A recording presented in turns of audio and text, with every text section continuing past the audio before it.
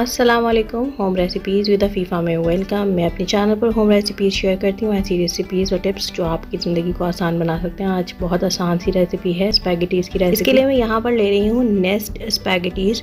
ये बहुत बारीक सी होती हैं और नेस्ट की शक्ल में होती हैं। आप चाहें तो लंबी वाली बारीक ले सकते हैं।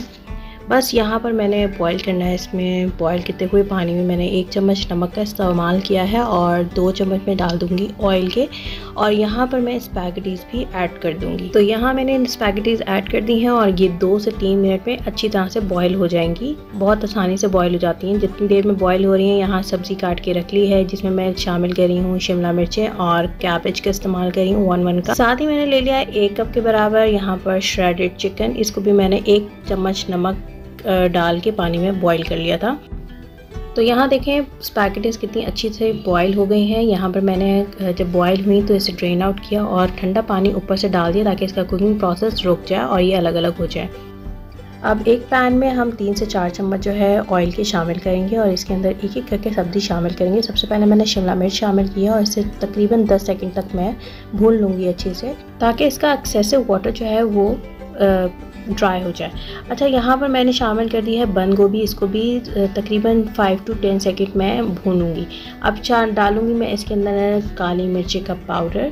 आप अपने टेस्ट के अकॉर्डिंग डाल सकते हैं, कम या ज़्यादा। साथ ही मैंने शामिल कर देना है इसमें श्रेडेड चिकन। चिकन में मैंने ऑलरेडी बहुत नमक डाला हुआ और उसी के पानी में ये पक भी गई थी। तो यहाँ पर मैंने अभी नमक का इस्तेमाल नहीं किया है, बस इसको अच्छी तरह से मिक्स करूँगी ताकि सब्जियों में भी इसका नमक रच बस जाए। यहाँ पर मैं चिली सॉस डाल दूँगी और सोया सॉस भी मैंने डाल देना है। बस अब पानी का छींटा दे देकर हम इसको अच्छी तरह से पका लेंगे। बहुत अच्छी तरह से आपने नहीं पकाना है और फ्लेम जो है आपका थोड़ा सा मीडियम टू हाई होना चाहिए। तो यहाँ पर अब हम शामिल कर देंगे अपनी स्पैगेटीज़ और बस ये डन हो जाएंगी जब हम इसको अच्छी तरह से मिक्स कर लेंगे।